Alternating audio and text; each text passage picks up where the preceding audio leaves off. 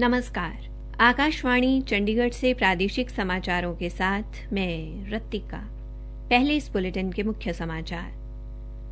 प्रधानमंत्री नरेंद्र मोदी ग्रामीण भारत में बदलाव लाने और लाखों लोगों को सशक्त बनाने के लिए कल स्वामित्व योजना के तहत संपत्ति कार्ड वितरण की शुरुआत करेंगे।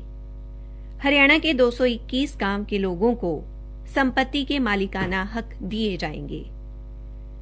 आज हरियाणा में भारतीय जनता पार्टी ने 3 कृषि कानूनों के समर्थन में ट्रैक्टर जागरूकता रैली निकाली। हरियाणा में आज शाम तक कोविड-19 के 1118 नए मामले सामने आए, जबकि 1300 कोविड मरीजों को स्वस्थ होने पर छुट्टी दी गई। और आज हरियाणा में बाल महोत्सव शुरू हो गया है, जो 10 नवंबर तक चलेगा। अब समाचार विस्तार से।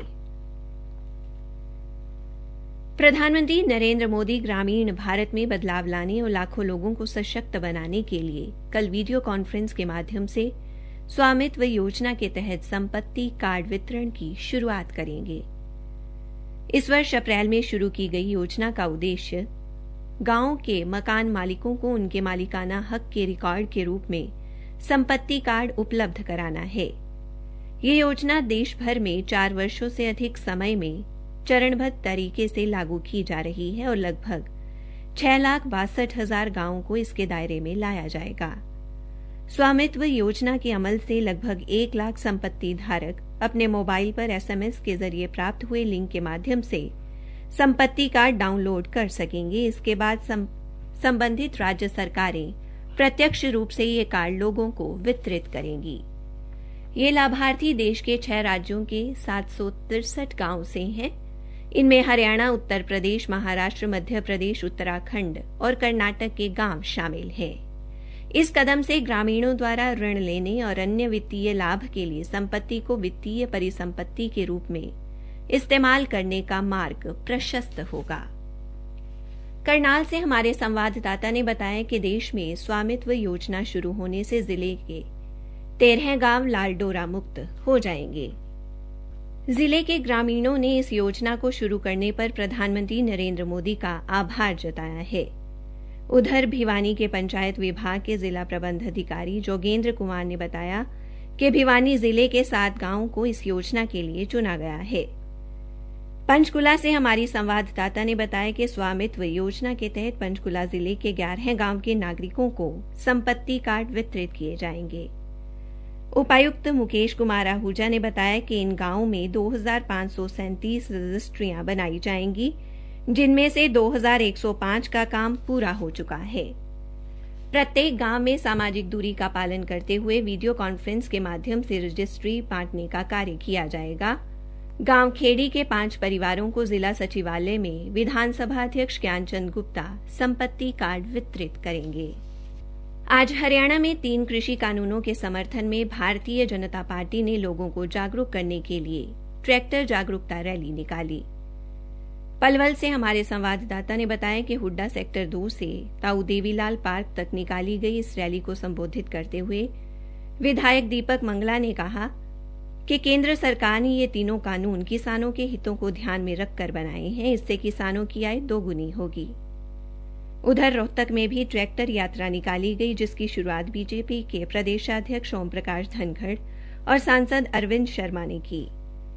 श्री धनखड़ ने आरोप लगाया कि कांग्रेस इस कानून के बारे में किसानों को भ्रमित कर रही है। उन्होंने कहा कि न्यूनतम समर्थन मूल्य जारी रहेगा और इसी मूल्य पर किसानों से फसल खरीदी जाएगी। आकाशवाणी के समाचार सेवा प्रभाग द्वारा उचित व्यवहार जन आंदोलन के तहत कोविड-19 के प्रति लोगों को जागरूक करने के लिए शुरू की गई श्रृंखला आओ कोविड को हराएं के अंतर्गत आज का संदेश है, मास्क से मुंह और नाक अच्छी तरह ढकें।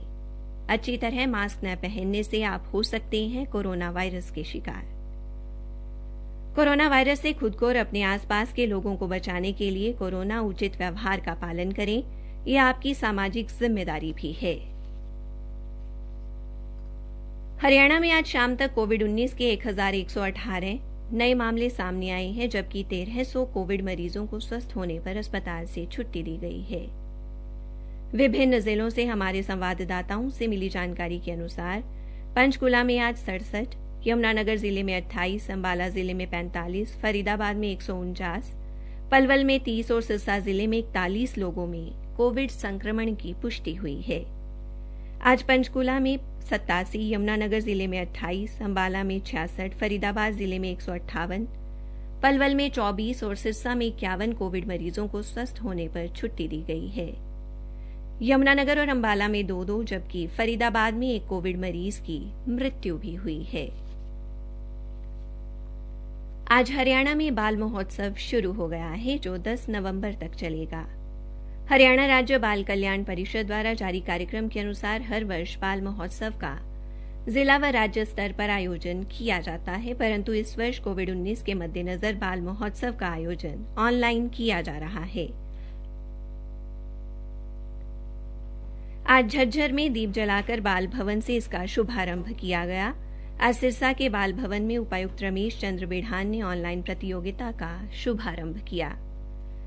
23 तरह की प्रतियोगिताएं 4 आयु वर्गों में करवाई जा रही हैं। 71 श्रेणियों में होने वाली इन प्रतियोगिताओं में प्रतिभागियों को 41 श्रेणियों के लिए वीडियो अपलोड करना होगा, जबकि 30 के लिए फोटो अपलोड करने होंगे। 10 नवंबर तक किसी भी समय प्रतिभागी अपने आयु वर्ग के हिसाब से प्रतियोगिता में हिस्सा ले सकते हैं। हरियाणा के स्वास्थ्य मंत्री अनिल विज ने कहा है कि राज्य में खाद्य पदार्थों के मानकों की जांच हेतु चंडीगढ़ और करनाल में चल रही दोनों खाद्य परीक्षण प्रयोगशालाओं को NABL स्तर पर बनाया जाएगा। इसके लिए 16 करोड़ 15 लाख रुपए जारी किए गए हैं। श्री विज ने कहा कि इनके नवीनीकरण और उपकरणों की खरीद के लिए करीब 14 करोड़ 55 लाख रुपए जारी किए गए हैं। राज्य सरकार द्वारा चंडीगढ़ प्रयोगशाला के आधारभूत संरचना के नवीनकरण पर 1 करोड़ 6 लाख रुपए खर्च और आधुनिक उपकरणों की खरीद पर 9 करोड़ 55 लाख रुपए खर्च किए जाएंगे। उन्होंने बताया कि इस प्रयोगशाला ने NABL प्रमाण पत्र के लिए आवेदन भी कर दिया है।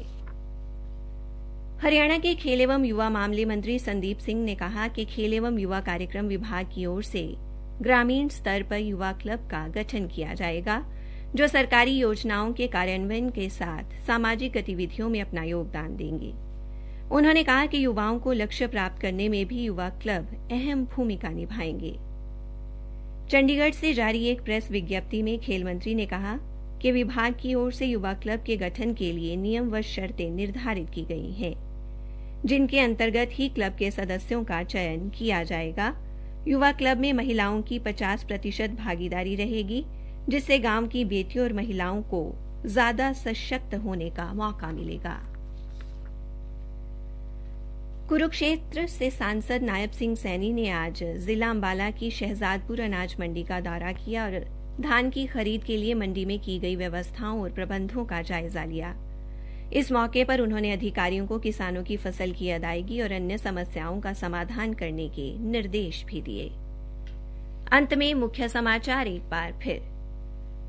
प्रधानमंत्री नरेंद्र मोदी ग्रामीण भारत में बदलाव लाने और लाखों लोगों को सशक्त बनाने के लिए कल स्वामित्व योजना के तहत संपत्ति कार्ड वितरण की शुरुआत करेंगे। आज हरियाणा में भारतीय जनता पार्टी ने 3 कृषि कानूनों के समर्थन में ट्रैक्टर जागरूकता रैली निकाली। और हरियाणा में आज शाम तक कोविड-19 के 1118 नए मामले सामने आए, जबकि 1300 कोविड मरीजों को स्वस्थ होने पर छुट्टी दी गई। इसी के साथ प्रादेशिक समाचार समाप्त हुए।